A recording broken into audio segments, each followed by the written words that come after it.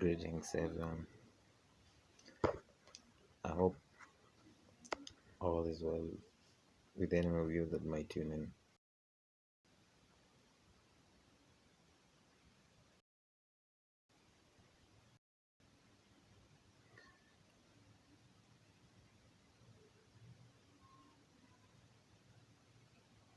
In the notes of peace, love, harmony, unity,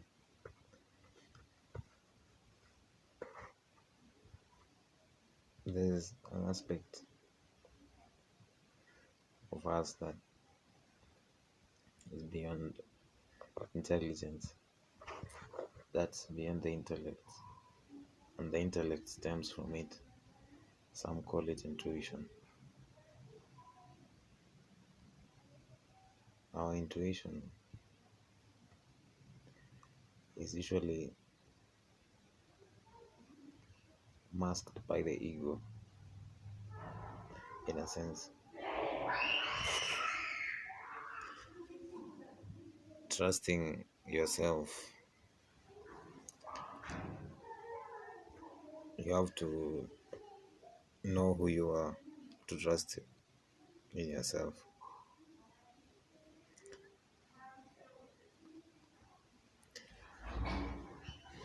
I'm still learning a lot about who am I and how far my identity stretches.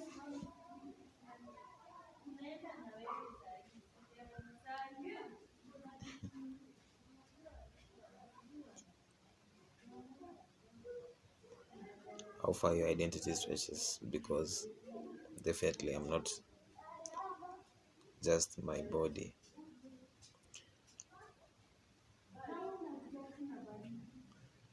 I'm a composite of many things, just like many of you, and everything around us is not an individual, but is made up in a composite form of other things that build up structurally to become the identity which we recognize, and some other identity and patterns that form out of our composite images. We might not recognize them. And that's why I personally believe we somehow, or sometimes, and today most of the times, question ourselves more than we're supposed to, because eventually everyone knows what they are supposed to do, what they want in life, and they know how they put them in certain situations. But because we lock ourselves out of this wisdom, and are highly clouded by our intellect, which is masked by the ego. Like in our society today, a lot of things is fueled by fear. Many things is just basically fear. Fear of not having enough money, fear of not being loved, fear of endless things that keep on appearing and disappearing in our minds and in our social lives everywhere. TV programs that we watch, seeing perfect relationships on TV that can't be mirrored in real life, seeing fanciful lifestyle, or any other delusion that will be pushed out there, which makes us question ourselves more than trust ourselves. It's mainly rooted in fear. And when you add fear, love becomes channeled with impurities. And remembering who we are, remembering who you are, listening to yourself and all that will give you a chance to retrogress and go back to who you are and what you really are, not what you have been meant to think you are, or what your experiences have made you to think you should be, or what your experiences have fooled you to think you are.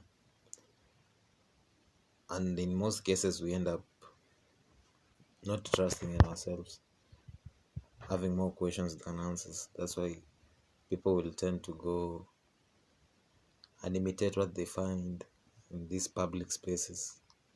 People will tend to go and imitate what they'll find in these media platforms, because most of us have no idea of what our true identity is or who we really are, and we identify ourselves with what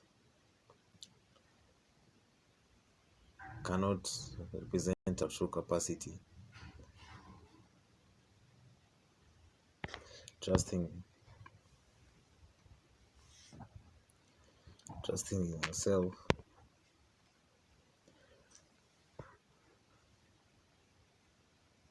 we already trust in ourselves. We just need to remember how we trust in ourselves, because most of the things that happen around us that seem negative only began when we picked up societal conditioning as we grew up, and our environment and things like that, which in many experiences have led us to question ourselves or trust more in ourselves or be ignorant in other things based on the type of thinking logic that we apply.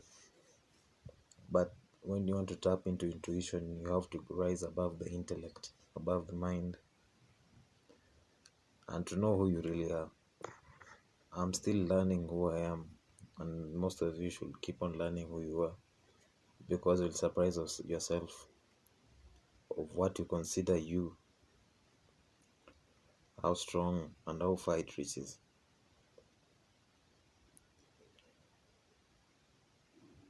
Believing in who you are is not letting the external factors influence the image of yourself, how you see yourself internally. You might not have money, but you should not have an image of yourself as poor, because richness is not just weighed in terms of how much money and how less money you have. Some richness might be considered wealth, happiness, joy, having fulfilled relationships, and all that. And you find that in many situations it's hard to come by in a case where all these things are satisfied in a person, in which you can say that they are really living in perfection, completion, and all that. One might be rich, but they may still be in fear of losing money, or be in incomplete relationships, or being trapped in a repeating thought current which keeps on recurring as life experience. But all that happens when we lose in touch with ourselves, when we lose in touch with our soul, and remembering that your soul is in all places and all the time, knows everything, and really believing that in yourself, and not the child things that really shape what we believe and what we think we see or experience. That's believing in yourself, trusting in yourself, dealing with intuition, because you find to some extent it's called the intellect, not intuition, but if you really analyze it, it functions based on intuition. It stems from that which is above in intellect, which is intuition, which goes beyond logic, incomprehensible. That's why many things have to be put in philosophical terms, because the world and the logic beyond the intellect, as you might say, is difficult to put in a chronicle order or a sequential pattern, because it encompasses all and sees everything in all angles and all that. So remembering who you are is like all the possibilities, seeing all the possibilities, not the limitation and all that. What you think you are, I can say, is all the limitations, or what you think are the possibilities that you have achieved. Basically, not just having wide enough perception. Trusting in yourself, you have to increase your perception and how you perceive other things. Be compassionate, how you analyze everything.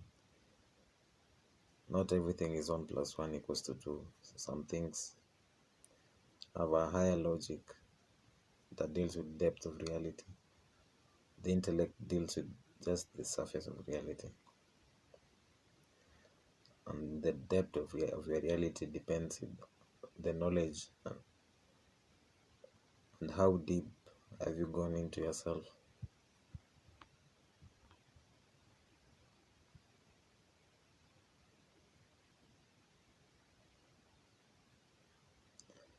Trust in yourself. When you pray and you don't believe in yourself, it's nullified prayer.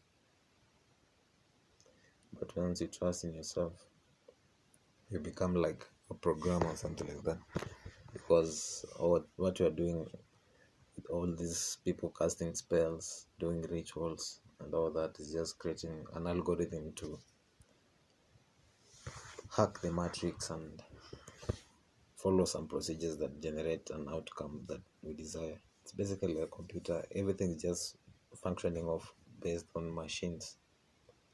That's why even if you go into computing, combinatory sciences and all those, it all goes back into magic and all these other forms of necromancy that people would be talking about. They are the systems which you use nowadays. Like for example, if you shut your phone and it has a black screen, it looks like a scrying mirror. A black scrying mirror, basically an imitation of what they call melanin. And something that blackness organizes angles and perception in a way that, for example, if you find a very black surface that has no reflection, you can see angels, ancestors, and all things emerging out of it depending on how you focus, because it gets you to be fractal in a way. So knowing yourself is just getting in tune with your inner nature. It's becoming fractal with your environment and existence. And trusting yourself is being fractal. Some of the scientists that influence me, like Dan Winters, surely have some nice phrases that really captures this. For example, get fractal or get dead is simply taking charge, being in charge of your situation. Because when you are sick, you lack charge. When you are in disease, you lose charge. Pain is just a manifestation of losing charge. So healing and all that is just being charged. You get in charge by tuning into yourself and energizing yourself with the energy from the universe, which we all come from that same energy. And through meditation and all that, we channel into it and are able to nourish ourselves intellectually and both physically and spiritually and in all aspects. For you to trust in yourself, you need to know, what do you consider self? Who are you?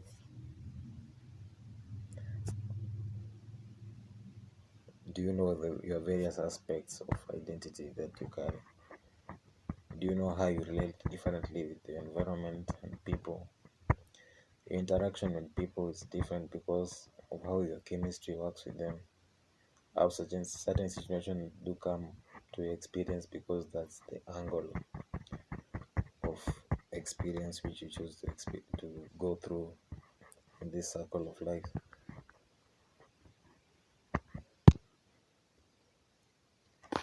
So get fractal, know who you are, dive deep into yourself, and there's more to know. There's more that you can know than is found in any book, because everything that you need to know is always within yourself, and you can use it only when you trust yourself.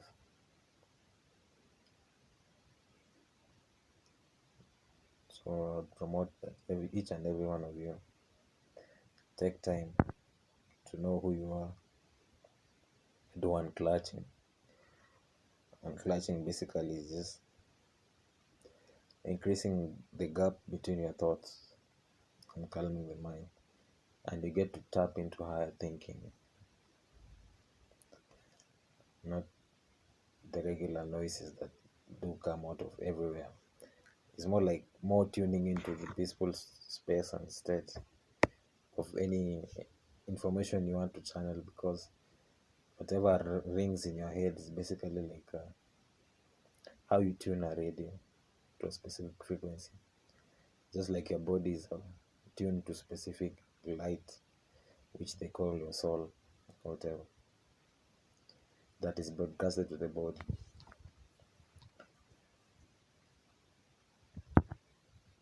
And that would say peace. Let's explore who we are so that we can know more and share more. The more we know about ourselves, the more charge we have in ourselves. And the more charge we have in ourselves, the more impact we have on our environment and our surroundings. Peace, money, harmony.